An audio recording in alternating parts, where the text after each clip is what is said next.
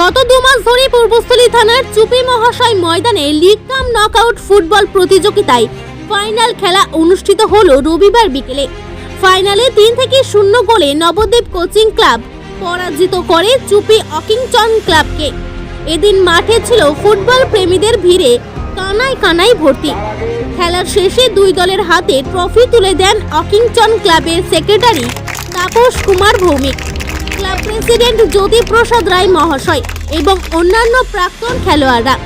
সম্প্রতি পূর্বস্থলী 2 নম্বর ব্লকের চুপি এলাকার অঞ্চলে স্থানীয় চুপি অকিংটন অ্যাথলেটিক অ্যাসোসিয়েশনের উদ্যোগে আয়োজিত 8 দলীয় ফুটবল টুর্নামেন্টটি প্রায় 2 মাস ধরে চলে।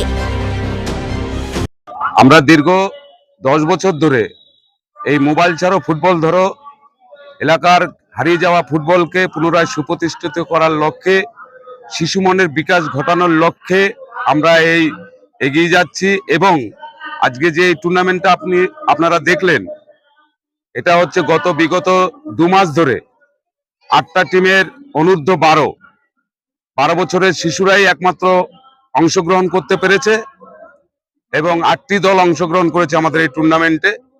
প্রত্যেকের সাথে খেলেছে এবং আজকে ফাইনাল খেলা অনুষ্ঠিত হলো।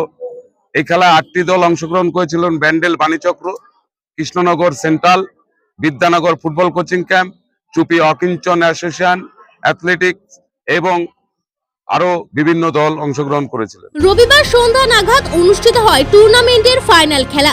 ফাইনালের মুখোমুখি হয় Nabadwip Vivekananda football coaching camp ও চুপি অকিংটন অ্যাথলেটিক ক্লাব। দারুণ লড়াইয়ের পর 3-0 গোলে জয়লাভ করে Nabadwip Vivekananda football coaching camp. উদ্যোক্তাদের বক্তব্য, বর্তমান সময়ে ছোটবেলা থেকেই শিশুরা মোবাইলমুখী হয়ে পড়ছে, তাই তাদের মাঠে ফিরিয়ে আনা, শরীর চর্চা ও খেলাধুলার প্রতি আগ্রহ বাড়াতে এই উদ্যোগ।